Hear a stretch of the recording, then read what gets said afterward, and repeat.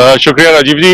मैं माफी चाहता हूँ, थोड़ी देर हो गई यहाँ पहुंचने में। ये खासा अलग पड़ता है, बिल्कुल एक सिरे पे मैनहट्टन के। जावेद सेंटर काफी लकोदक बहुत बड़ा सा है। ये पिक्चर्स बाद में दिखाएंगे। यहाँ लोगों का आना अभी से शुरू हो गया है। मैंने चंद लोगों को देखा है जो मुझे लगता है कि कुछ ऑर्गेनाइजर्स में से होंगे, क्योंकि अभी तो 2 बजे होना है, अभी बजा है 10 सुबह का। तो 4 घंटे हैं अभी, जबकि उनका प्रोग्राम असल में शुरू होना है। आपको शायद पीछे दिख रहा हो, ये एक बिलबोर्ड चल रहा है, तो इस पे उनके वो एड आ रहे हैं भाई, वो खड़े हुए कि साहब आज यहाँ पर रैली है। और सिक्योरिटी वाले मुस्तैद यहाँ पर दिख रहे हैं अभी से। वो अपना लगाए हुए यहाँ का जो सिस्टम होता है, कोई फॉरेन डिग्नेटरी इस तरह का आता है तो वो जाहिर है कि उसकी अलग तरह से सिक्योरिटी देखे रहते हैं। इससे पहले जो कल न्यूयॉर्क पहुंचे राहुल गांधी, तो यहाँ पे जाहिर है जिस तरह से आपने देखा सैन फ्रांसिस्को या वॉशिंगटन में, चाहे कैपिटल हिल में जो इंडियन अमेरिकन का एक डिनर था जहां 100 लोग आने थे, वहां ऑर्गेनाइजर्स ने इंतजाम 100 का किया था, 250 आ गए और फिर खाना और मंगाना पड़ा। तो इस तरह की चीजें हुई हैं कि हर जगह ये देखा गया कि जोश काफी है। यहाँ भी यही हुआ कि 200 लोगों का एक्सपेक्ट किया जा रहा था। कल एक इंडियन ओवरसीज कांग्रेस ने डिनर रिसेप्शन रखा था, तो वहां 400 के करीब लोग आ गए। अब वो जाहिर है कि एक रेस्टोरेंट टाइप था, खासा बड़ा और बहुत अच्छा सा वो, लेकिन उसमें आ गए लोग। तो वो आने दिया, उन्होंने कहा ठीक है। उसमें न्यूयॉर्क के मेयर जो थे वो एरिक एडम्स साहब, वो भी पहुंचे और उन्होंने भी मुलाकात की और फोटो वगैरह खिंचाई और उन्होंने स्पीच भी दी। उन्होंने बाकायदा कहा कि भाई हम कहते हैं कि आप अमेरिका आए हैं, अडॉप्ट किया है जमीन को, लेकिन अपनी होमलैंड जो है, अपनी मातृभूमि, उसको भूले नहीं आप। तो ये हम सबको समझाते हैं और इंडियन अमेरिकन तो हमारे बहुत स्ट्रांग हैं यहाँ पर और ओन करते हैं और बिजनेसेस को और रन करते हैं। तो बड़ी तारीफ जाहिर की कि ऑब्वियसली इंडियन अमेरिकन का बहुत कंट्रीब्यूशन है यहाँ इकोनॉमी में और अलग अलग सेक्टर्स में टॉप पोजीशंस पे भी हैं। तो वहां पर जो उन्होंने जाहिर है कि उसमें कांग्रेस पार्टी के लोग थे, ओवरसीज कांग्रेस के जो ऑफिशियल्स थे, सपोर्टर्स कांग्रेस के थे, वो बाकी इंडियन अमेरिकन जनरल भी पहुंचे हुए थे। तो वो अक्रॉस द कंट्री से वहां भारत के हर हिस्से से तकरीबन समझ लें आप, तेलुगु, तमिल, नॉर्थ के लोग और काफी मतलब अच्छी खासी रिप्रेजेंटेशन थी वहां हर तरफ से। और उसमें बड़ा बढ़ चढ़ के लोगों ने हिस्सा लिया। जब वो स्पीच दे रहे तो उन्होंने कहा भाई आप सारी बातें, उन्होंने वही कहीं, शायद आपने बता दिया होगा सारी चीजें। तो उन्होंने वही कहा कि भाई इलेक्शन जिस तरह कर्नाटक में हम जीते उसी तरह हम जीतेंगे ये 4-5 स्टेट्स जो आने वाले हैं उनको भी। और नफरत जो है, अब भारत के लोग उससे तंग आ चुके हैं और नफरत को खत्म करके वो मोहब्बत का पैगाम दे के आगे बढ़ेंगे और सबको साथ लेके। तो ये उन्होंने जब कहा कि भाई आपने देखा कि कर्नाटक में मोदी जी ने भी कोई कमी नहीं छोड़ी थी, तो फिर भी क्या सक्सीड हुए वो, तो सबने कहा नहीं, जोर से सबने। तो इतना वो इंटरेक्शन था, रिस्पॉन्सिव था क्राउड और बड़े जोश में। तो ये जोश जो है ये मैंने तो पहले इस तरह से नहीं देखा यहाँ। इस तरह के लीडर्स जब आए हो, राहुल गांधी खुद आए हो, इससे पहले भी आए कई बार। और जो इनकी और भी ट्रिवियाज जो है, जो 5th एवेन्यू पे होटल है वहां रुके हुए हैं, थोड़ी दूर पे एक टर्किश रेस्टोरेंट है वहां अपना चले गए ये खाना वाना खाने, लंच कल जब न्यूयॉर्क आ गए थे, टहलते हुए चहलकदमी करते हुए कुछ वक्त वो अपना टी शर्ट में जो है उसी में निकले और चलते चले जा रहे हैं। तो इस तरह की चीजें भी बड़ी यहाँ पर देखने में आई और खासा रिलैक्स्ड और बड़े पुरएतमाद कॉन्फिडेंस से भरे हुए और बहुत ठहर ठहर के आराम से बोला, जैसा कि पूरे टूर में आपने देखा होगा। तो ये एक कॉन्फिडेंस लेवल जाहिर उनका खासा बढ़ा हुआ है और ये भारत जोड़ो यात्रा का हर जगह उन्होंने हवाला दिया है। और जाहिर है कि कर्नाटक की विक्ट्री के बाद उन्होंने ये भी कहा कि भाई 2024 भी अब हम जीतेंगे। जी, 2024 भी हम जीतेंगे। लेकिन राहुल गांधी का ये निराला अंदाज जो आप बता रहे हैं सलीम रिजवी भाई, और आपके जरिए हम यहाँ हमारे तमाम 3 मिलियन दर्शक सब्सक्राइबर आज हो गए हैं, समीक्षा कर रहे हैं। लेकिन साथ साथ आज जो कुछ होना है इसको लेकर के वहाँ क्या हलचल है, कुछ चर्चा हो रही है क्या? न्यूयॉर्क सिटी बहुत बड़ा शहर है जानता हूँ, लेकिन फिर भी राहुल गांधी का और एक प्रमुख विपक्षी पार्टी के प्रमुख नेता का वहां पहुंचना, वहां के अखबारों से लेकर लोगों के बीच, आवाम के बीच क्या कुछ हलचल है? अगर ऐसा है कुछ तो ज़रूर साझा करने कीजिए ताकि हम और हमारे दर्शक इसको जान पाएं। देखिए, अपने जो दौरे में इन्होंने बातें करी और खासकर जो नेशनल प्रेस क्लब में इन्होंने नेशनल प्रेस क्लब का जो जर्नलिस्ट एसोसिएशन होती है उनकी दावत पे गए थे वो, और वहां पर उन्होंने खुल के सवालों के जवाब दिए, और जिस तरह से उन्होंने सारी बातें रखी वहां, तो वो सारी बातें जाहिर है कि सब मीडिया ने पिक करी हैं और इनके दौरे के बारे में लिखा गया काफी। यहाँ पर भी जाहिर है कि नहीं, क्योंकि ये एक बड़ी रैली है। इसमें ये कहा जा रहा है कि न्यूयॉर्क हो, पेंसिल्वेनिया हो, न्यू जर्सी हो, कई इलाकों से बसों का इंतजाम किया गया है। तो बसें आएंगी और उसमें कितने आते हैं लोग, क्या होता है वो तो बाद में पता चलेगा, लेकिन जोश जितना है तो लग रहा है कि काफी लोग दूर दराज के इलाकों से भी आएंगे। इस वक्त ये भी अच्छी बात है कि आज मौसम बड़ा अच्छा है और हल्की सी खुनकी है और धूप खिली हुई है, तो ये दिन भर रहेगा, तो ये एक एडेड एडवांटेज है। बाकी जो यहाँ पर इन्होंने रूजवेल्ट हाउस में एक बड़ी अहम न्यूयॉर्क के थिंकर्स के साथ मीटिंग की थी कल सैटरडे को, और उसमें वो रूजवेल्ट हाउस फ्रैंकलिन रूजवेल्ट जो अमेरिका के प्रेसिडेंट थे, तो उन्हीं का घर है, और उसमें इस तरह के डिस्कशंस होते रहते हैं। तो वो जितने भी न्यूयॉर्क के लीडिंग थिंकर्स थे उनके साथ इन्होंने आदान प्रदान किया अपने आइडियाज का और चीजों का। तो वो एक बड़ा, बहुत ही, जिस तरह के इनका दौरा रहा है जिसमें कि इन्होंने बड़े अलग अलग सेक्टर्स के लोगों से, अलग अलग क्षेत्र के लोगों से बातें करी हैं, आइडियाज एक्सचेंज किए हैं। इसी तरह हडसन इंस्टीट्यूट में जो वॉशिंगटन में इन्होंने बातें करी थी, वहां पर प्रोफेसर्स थे, इंटरनेशनल एक्सपर्ट्स थे अफेयर्स के, और कांग्रेशनल स्टाफ के जो इनके अमेरिकी संसद के जो मेंबर्स होते हैं उनके कांग्रेशनल स्टाफ होता है। सब जो सांसद होते हैं वो एक स्टाफ रखते हैं जो कि माहिर होते हैं अलग अलग क्षेत्रों के। तो यहाँ इस तरह का है सिस्टम। तो वो कांग्रेशनल स्टाफ पहुंचे हुए थे, और कई जो इंटेलेक्चुअल्स और थिंकर्स वहां भी मौजूद थे, तो वो एक भी बड़ा अच्छा सेशन था। और फिर कांग्रेशनल स्टाफ और कैपिटल हिल पे उन्होंने कांग्रेस के जो मेंबर्स हैं उनसे भी मुलाकातें की थी। अब उसकी डिटेल्स नहीं पता चल पाई हैं, और स्टेट डिपार्टमेंट के कुछ ऑफिशियल से मुलाकातें की इन्होंने। तो जाहिर है ये सारी चीजें उन्होंने इशारा देते रहे कि भाई हमारी रूस के बारे में क्या है पॉलिसी। आप अगर एक ऑपोजिशन फेस की तरह मुझे देख रहे हैं, तो ये ऑपोजिशन फेस जो है, तो अगर हम लोग पावर में आते हैं तो ये रहेगा कि हम रूस की पॉलिसी नहीं बदल रहे हैं और ये हमारे नेशनल इंटरेस्ट में है। चीन के बारे में भी उन्होंने पूरा क्लियर किया कि भाई चीन, हम मिलकर काम करने के लिए तैयार हैं, लेकिन ये नहीं हो सकता कि चीन जो है वो अतिक्रमण किए हो आपकी जमीन पे, और मोदी जी कहते हैं कि भाई नहीं, कुछ ऐसा कुछ नहीं है, तो वो कहते हैं हम ऐसा नहीं कहेंगे, हम साफ साफ कहेंगे भाई ये है। तो ये सारी चीजें उन्होंने मिल के चलने की बात बिल्कुल क्लियर कर दी है, अमेरिका के साथ मिलकर चलने की, चाइना को कंटेन करने की। तो ये सारी चीजें भी नोट की जा रही हैं। अब यहाँ पर जो 2 बजे कार्यक्रम होना है उसके बारे में आपको ये बता दें कि लोग इकट्ठा होंगे, और मेन गेट है यहाँ, ये बहुत बड़ा सा हॉल है। मैं आपको बाद में फोटो वीडियो करके भेजूंगा तो देखेंगे सब व्यूअर्स भी।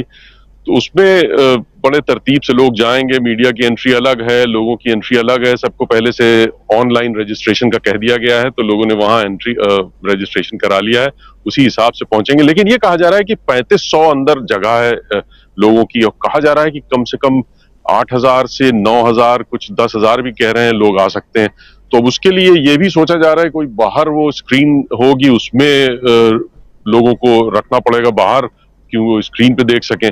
तो इस तरह की भी प्रिपरेशंस चल रही हैं यहाँ, और उम्मीद की जा रही है कि पूरी फुल टू कैपेसिटी के बाद उतनी ही तादाद में लोग बाहर भी होंगे। तो ये सब माहौल है, और सिटी जाहिर है कि कोऑपरेट कर रही है।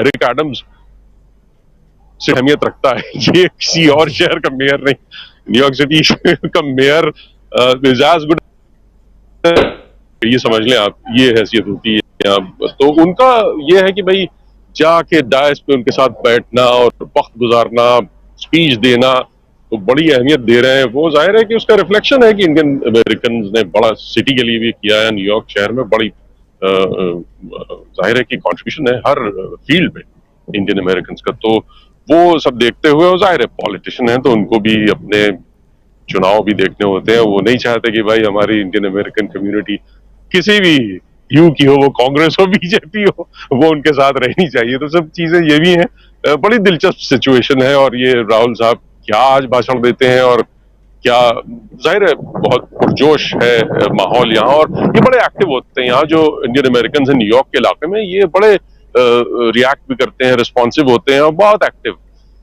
तो जैसे वहां मैं एक चीज बताना भूल गया पहले, जैसे वो डिनर हुआ था कल भी और वाशिंगटन में भी, कैपिटल हिल में, तो वहां वो टेबल बनाई होती है, उसी पे बैठे होते हैं 6-7 लोग, और बहुत सी टेबल्स होती हैं इस तरह की। तो सब फोटो लेना चाहते थे, तो इन्होंने कहा कि आप ऐसा करें कि फोटो मैं सबके साथ खिंचाऊंगा, आप लोग जहां हैं वहीं बैठे रहे। तो ये हर टेबल पे जाके सबके साथ फोटो खिंचाई इन्होंने। तो ये भी ये कहा जा रहा था, भाई ये कैसा नेता है ये जो सबके पास जा जाके फोटो खिंचवा रहा है। और उनकी सादगी सब नोट करते हैं, वो बहुत मतलब बहुत पसंद किया गया यहाँ पे। जो इंडियन अमेरिकन उनके सभाओं में गए, उनकी मीटिंग्स में गए, इंटरेक्ट किया, तो बहुत पसंद किया। जी। ये सादगी जो है वो कुछ ना कुछ छोड़ जाती है और लोगों के जहन में वो एक याद हमेशा बनी रहती है। और हमारे साथ बने हुए हैं दोस्तों सीधे न्यूयॉर्क से, और पीछे आप देख रहे होंगे सलीम रिजवी साहब के ठीक पीछे एक जो बिलबोर्ड दिखाई दे रहा है वो वहीं पे शायद ये कार्यक्रम, और शायद इस रिजवी साहब शायद उस कार्यक्रम का इसमें वो है जिक्र है। जी जी जी, ये जावेद सेंटर का ही है, डिजिटल बिलबोर्ड है, तो जावेद सेंटर ने ही लगाया है। ये जावेद सेंटर की पूरा ये प्रेमिसेस बहुत बड़ा सा है ये। तो ये उनकी बिलबोर्ड, ये मुझे लगता है कि 2-3 दिन से 4-5 दिन, हफ्ता भी हो सकता है, ये ऐसे ही चल रहा है। और बिलबोर्ड पे, टाइम स्क्वायर पे भी, यहाँ भी कई जगहों पे इस तरह से वो ऐड करते रहे हैं ये कि भाई आप 4 जून को आए, यहाँ 2 बजे शुरू होगा कार्यक्रम। अच्छा, मैनहट्टन में तो पहले से शायद कुछ पोस्टर्स भी लगाए गए थे। जी जी, पोस्टर्स भी कई जगह थे, बस स्टैंड है, सबवेज के जो होते हैं पूरा कैंपस, और जो न्यूज़पेपर के वो रखे होते हैं डिब्बे, तो उसमें भी लगे हुए मैंने कई जगह देखा। तो अखबारों में तो छपा ही है, सब जितने भी एथनिक यहाँ पेपर हैं, पंजाबी हो, हिंदी, अंग्रेजी, जितने भी सब हैं, जो देसी पेपर्स हैं, उन सब में फुल पेज का जो होता है वो जैकेट टाइप, और एक पूरा पेज, वो सब छपा हुआ। तो खासा जाहिर है कि लोगों तक पहुंचने की कोशिश की गई है। जी, हमारे साथ यहाँ आपके अलावा 6 साथी और भी हैं, और आप लोगों में से भी कोई अगर सलीम रिजवी साहब से कुछ पूछना चाहें, वो हमारे साथ जुड़े हुए हैं। और दोस्तों एक बात और बता दूं, चूंकि सलीम रिजवी साहब अभी लगातार वहीं रहने वाले हैं और इस कार्यक्रम को शायद उम्मीद है कि आप उस कार्यक्रम तक भी पहुंचने की कोशिश करेंगे, तो ये कार्यक्रम जैसे ही समाप्त होगा तो हम एक बार फिर इनके साथ जुड़ेंगे लाइव, यानी अभी से 4 घंटे बाद हिंदुस्तान में उस वक्त 12 साढ़े 12 बजे का वक्त होगा, तब एक बार हम लाइव आएंगे ज़रूर आपके साथ। जो कुछ आपने देखा वो भी हम आपसे समझेंगे। तो एक बार लेट नाइट अगर आप लोग जग रहे होंगे दोस्तों उस समय, तो राहुल गांधी ने क्या कुछ कहा उसकी समीक्षा के साथ में, और उसको ताज़ा तरीन बिल्कुल आपके सामने परोसने की कोशिश करेंगे। उस वक्त लगभग 12:30 बजे का वक्त होगा। हमारे साथ बने हुए हैं प्रोफेसर अखिल स्वामी जी भी, वो कुछ जानना चाहते हैं या अपनी बात रखना चाहते हैं। जी स्वामी जी। नहीं, मैं सलीम साहब से साहब एक बात केवल ये पूछना चाहता हूं, क्या अमेरिका वासी ये नहीं चाहेंगे कि राहुल गांधी अपनी जो स्टे है उसको थोड़ा एक्सटेंड कर दें और मोदी जी के साथ एक उनका शास्त्रार्थ हो जाए जो पूरे न्यूयॉर्क के और अमेरिका के और पूरे विश्व के लोग देखें? क्योंकि भारतवर्ष के अंदर हम लोगों की बहुत दिली इच्छा है एक बार राहुल गांधी और मोदी जी का शास्त्रार्थ हो जाए, बिना टेलीप्रॉम्प्टर के हो जाए, बिना मन की बात के हो जाए और खुला मंच हो। तो क्या अमेरिका वासी भी ये चाहते हैं कि मोदी जी और राहुल जी का एक वाद विवाद मंच पे ऑक्सफोर्ड, हार्वर्ड, स्टैनफोर्ड, जितने भी विश्व के बेस्ट यूनिवर्सिटीज के एमफिल्स हैं और पढ़े लिखे लोग हैं, उनके सामने एक अच्छा वाद विवाद हो जिसे पूरा विश्व देखे कि मोदी जी हमारे माननीय प्रधानमंत्री कैसे हैं और माननीय राहुल गांधी कैसे हैं? जी प्रोफेसर साहब, बहुत बहुत शुक्रिया। लेकिन वही है, गालिब साहब कह गए, हजारों ख्वाहिशें ऐसी कि हर ख्वाहिश में दम निकले, तो जाहिर है ये ख्वाहिश ही रह जाएगी। मुझे नहीं लगता है कि उसमें मोदी जी कभी ये चैलेंज स्वीकार करेंगे। अगर ये नौबत आई भी तो बड़ा यहाँ पर ये चर्चा जरूर है कि भाई राहुल गांधी खड़े होते हैं, हर जगह क्वेश्चंस लेते हैं, नेशनल प्रेस क्लब में उनकी दावत पे जर्नलिस्ट बुला रहे हैं और सवालात कर रहे हैं और मतलब हर तरह के। लेकिन मोदी जी ने एक प्रेस कॉन्फ्रेंस तक नहीं की आज तक, तो जाहिर है बहुत डिफरेंस है। और मुझे नहीं लगता कि अब की भी वो आएंगे अगर तो सवालात लेंगे या ऐसा कुछ जो एक प्रॉपर प्रेस कॉन्फ्रेंस होती है वो करेंगे। तो ये एक जाहिर है बहुत बड़ा फर्क है और ये जाहिर ख्वाहिश ही रह जाएगी। जी, डॉक्टर दीपक पासपोर्ट जी कुछ कहना चाह रहे हैं या पूछना चाह रहे हैं? जी दीपक जी। रिजवी साहब पिछले दिनों जो बाइडेन ने इनसे ऑटोग्राफ मांगा, क्या नाम, अपने मोदी जी से, तो was it a political joke और it is American way to gauge the educational knowledge of someone? वो ऑटोग्राफ लेके क्या जानना चाहते थे जो बाइडेन साहब की? उनका एजुकेशनल लेवल जांच करना चाहते थे या क्या करना चाहते थे? और उसको कैसे लिया वहां के लोगों ने? जी दीपक जी, आपने बड़ा अच्छा ये पॉइंट उठाया है, क्योंकि वो जाहिर है मजाक तो कर ही रहे थे, लेकिन ये सही है कि अमेरिकन सटल ह्यूमर जो इसमें है वो सटायर भी होता है। और वो ऐसा नहीं है, बड़े पुराने खिलाड़ी हैं जो बाइडेन साहब।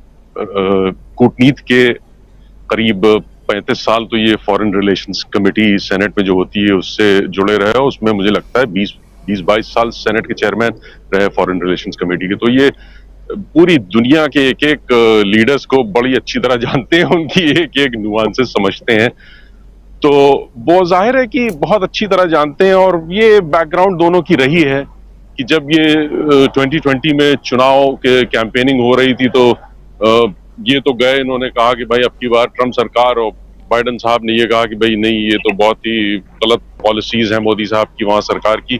और बाकायदा पेपर, एक पॉलिसी पेपर इनके कैंपेन ने इशू किया था।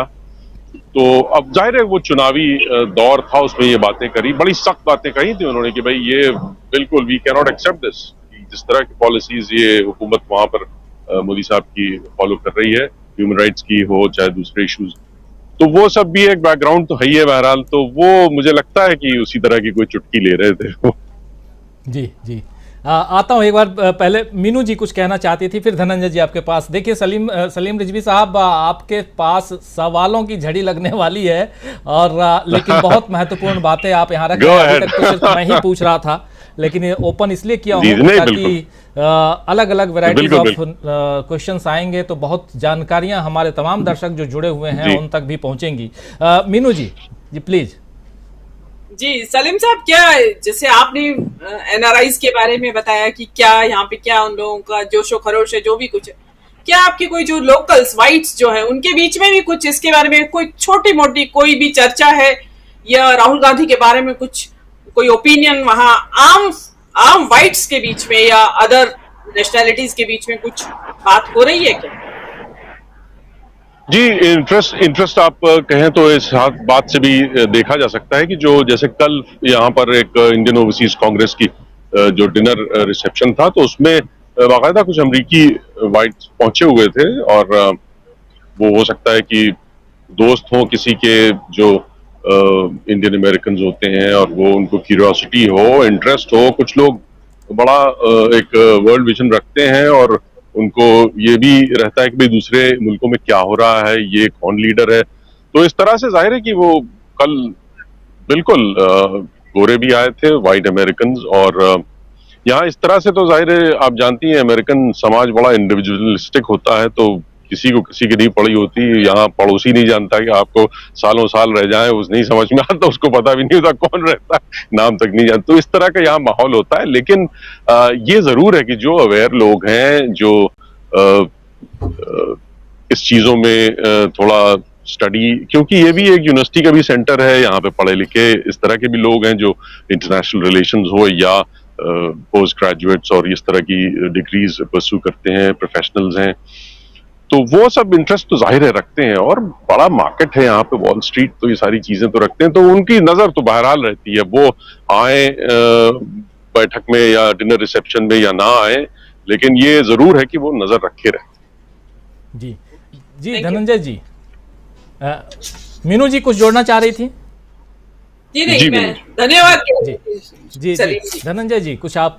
जी चाहूंगा सलीम अनम्यूट भाई कर आपसे। लीजिए। हाँ ठीक ठीक जी, मेरी जी आवाज नहीं आ रही?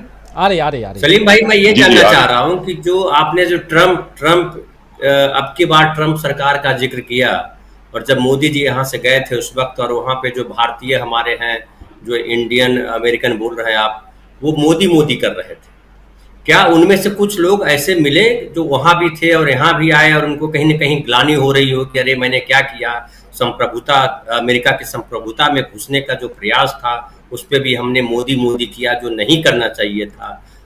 क्या ऐसा उनको एहसास हुआ कि हम एक ऐसे देश में आए हुए हैं जहाँ पढ़े लिखे लोग हैं, जहाँ संकीर्णता इस तरह से नहीं है, वहाँ हमने मोदी मोदी किया, और राहुल गांधी आज इस तरह से आए हैं तो उनको क्या महसूस हो रहा है? ऐसा कुछ लोग मिले आपको?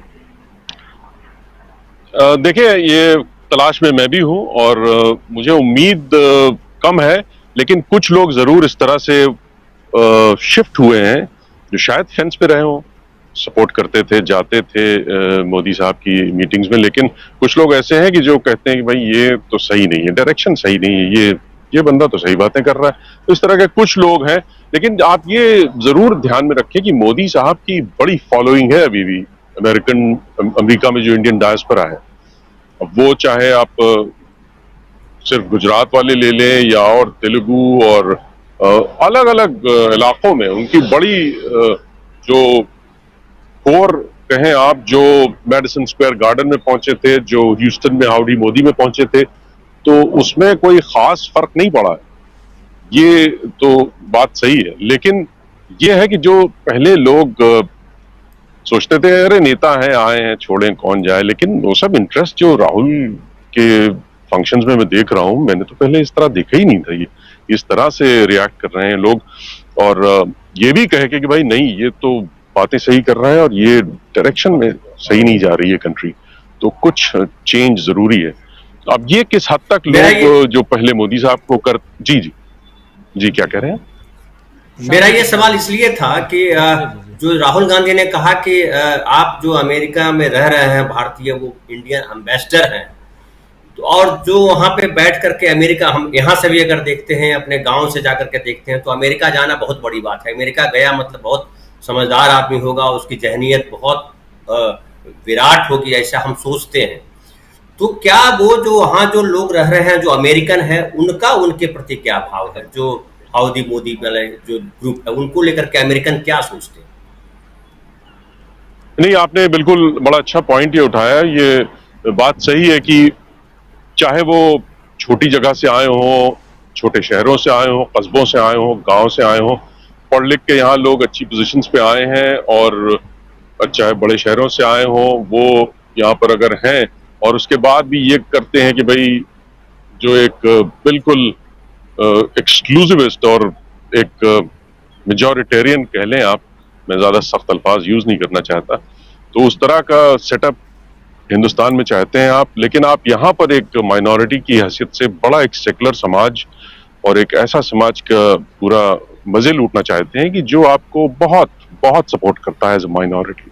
तो ये आपकी बात बिल्कुल ठीक है उस हवाले से। जाहिर है अमेरिकन बड़े दिल के होते हैं ये लोग, और आप कहें कुछ भी, किसको भी सपोर्ट करें, ये मुझे लगता है कि फर्स्ट अमेंडमेंट का ही है कि freedom of expression, you are free to choose your religion, free to say anything. तो ये सारी चीजें ये बड़ी सीरियसली लेते हैं। फर्स्ट अमेंडमेंट मतलब पहला संशोधन हुआ है तो ये इन्हीं चीजों पे हुआ, तो ये बड़ी अहमियत रखता है यहाँ। और वो कहते हैं आप जिसको जी चाहे सपोर्ट करें, लेकिन किसी को फिजिकली हार्म ना करें और चोट ना पहुंचाएं किसी को फिजिकली। जी जी प्रशांत जी कुछ कह रहे थे? हाँ सलीम साहब, एक सवाल मैं आपसे पूछना चाह रहा था, और आपकी बात पे ही कि बहुत बड़ी संख्या में आपने कहा मोदी साहब के समर्थक हैं, और वो ये भी चाहते हैं कि अमेरिका बड़ा सेकुलर और इंक्लूसिव कंट्री रहे, और भारत में वो हिंदू राष्ट्र की वकालत करते हैं। तो सरल हिंदी में इसको दोगलापन कहते हैं। लेकिन उसके अलावा जो सवाल जो मैं आपसे पूछना चाह रहा था कि देखिए, जो एक दूसरा खेमा है जो राहुल गांधी के साथ नजर आ रहा है, उसकी ताकत यह है कि वहां पे अगर राहुल गांधी से के साथ वो मिल रहा है तो मायावती पहली बार राहुल गांधी के पक्ष में यहाँ ट्वीट करती दिखाई दे रही है। ये असर आ रहा है। दूसरा कि ये जो इफेक्टिव है, मैं आपसे समझना चाह रहा हूँ, क्योंकि आपने संख्या की बात की, मोदी साहब की संख्या में जरूर होगा, लेकिन वो यूनिवर्सिटी के कानून बदलवा देता है। एक जो सेकुलर खेमा है, कैलिफोर्निया में हो गया, कैलिफोर्निया स्टेट ने कानून बदल दिया दलितों के साथ डिस्क्रिमिनेशन का। उसके अलावा वो रिलीजियस फ्रीडम कमेटी में रिप्रेजेंटेशन देता है और वो मोदी सरकार के खिलाफ तमाम सारे इंसर्शंस वहां पे डलवा देता है। तो ये जो इतना बड़ा जो मोदी साहब का समर्थक है, वो इन इंस्टीट्यूशंस में क्यों नहीं जा पाता है?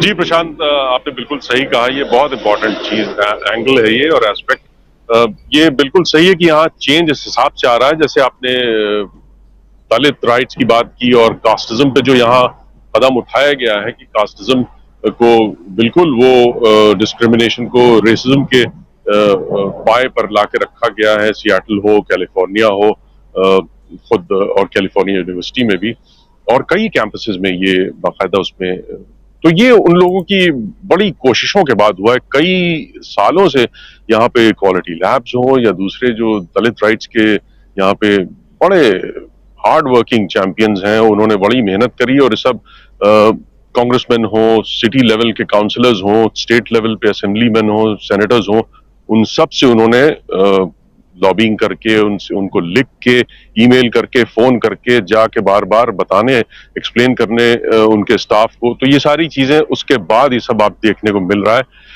ये जरूर है। और फिर उसके बाद जो आप कह रहे हैं कि भाई इनके समर्थक हिंदुत्व जो सपोर्टर्स हैं उनकी क्यों नहीं इस तरह से हो पाती है कि भाई वो इंटरनेशनल रिलीजियस फ्रीडम की कमीशन है, उसमें कमिश्नर्स जो है वो ऐसे सख्त जो है कंट्री ऑफ पर्टिकुलर कंसर्न न कहें। जब मोदी सरकार के दौर में जिस तरह की ह्यूमन राइट्स इश्यूज हैं और रिलीजियस फ्रीडम के इश्यूज हैं, तो वो इसलिए क्योंकि वो पूरा एक जाहिर है कि कांग्रेशनल एक्ट के बाद ये बना है, US commission on international religious freedom.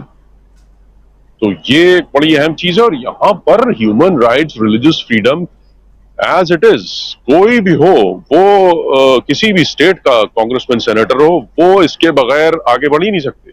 ये सब इश्यूज आते हैं तो भाई उनको स्टॉप करके वो पूरा देखना पड़ता है। एक मिसाल आपको दूं मैं, न्यूजर्सी में परेड हो रही थी इंडिपेंडेंस डे पे, 15 अगस्त के आसपास थी शायद। तो एडिसन में वो आपको याद होगा बुलडोजर का एक वाकया था, लेके निकल आए थे वो लोग। तो वहां पे बड़ा लोगों ने आवाज उठाई कि भाई ये तो कुछ ज्यादा ही हो रहा है, अभी तक तो ठीक है, हम लोग चुप रहते थे, ये वो। तो लोग उन्हें जरा लॉबिंग की, ऑर्गेनाइज हुए, लिखा सेनेटर्स को, कांग्रेसमैन को और लोकल लेवल पे। तो वहां पर उसका असर ये हुआ कि सबने बड़ा कंडेम किया उसको और ये कहा, ये ब्लैक लाइव्स मैटर वाले भी आए, उन्होंने कहा भाई ये तो उसी तरह की चीज है, सिंबल है हेट का, जैसे हमारे लिए नूज होता था जो फांसी का फंदा। ये पूरा ब्लैक हिस्ट्री जाहिर है कि आप सब जानते ही हैं कि उसमें उनको फांसी पे लटका दिया जाता था, जहां भी देखिए वो बेचारे फांसी पे। तो फंदा उनको अभी भी हेट के सिंबल माना जाता है। तो उन्होंने कहा ये हमारे लिए बिल्कुल उसी तरह है, ये इसको आप ऐसे ही ना समझे। तो बाकायदा उनसे रिटन अपॉलजी ली गई जो ऑर्गेनाइजर्स थे इस पूरे रैली के, कि भाई बुलडोजर आगे जाएगा, और मोदी जी और योगी जी की बड़ी बड़ी फोटो लगी थी। तो वो एक बहुत आप समझ लें कि इस तरह जो है यहाँ पे सारे वो सेनेटर्स, चाहे बॉब मेनेंडेज हो जो कि बड़े सीनियर सेनेटर हैं, न्यू जर्सी के हैं, उनको पता है कि भाई हमें इंडियन अमेरिकन का एडिसन में बहुत वोट चाहिए, लेकिन नहीं भाई, कुछ इश्यूज हैं उस पर they just cannot stand by. वो बोलते हैं, उन्होंने लिख के कहा, इनसे माफी मंगवाई, रिटन अपॉलजी दी कि आइंदा ऐसा नहीं होगा और सॉरी ये वो। फिर एडिसन के खुद मेयर जो थे सैम जोशी साहब, तो वो उन्होंने भी लिखा, उन्होंने भी कहा ये गलत है। तो ये भी चीजें हैं जरूर। वंशजों ने एक बार फिर लिखित माफी अमेरिका में मांगी। ये सावरकर के जो वंशज हैं, इन्होंने लिखित माफी एक बार फिर मांगी सावरकर के पदचिन्हों पर चलते हुए। ठीक है, बढ़िया, थैंक यू। जी जी बिल्कुल बिल्कुल, ये खबर आप दे रहे हैं और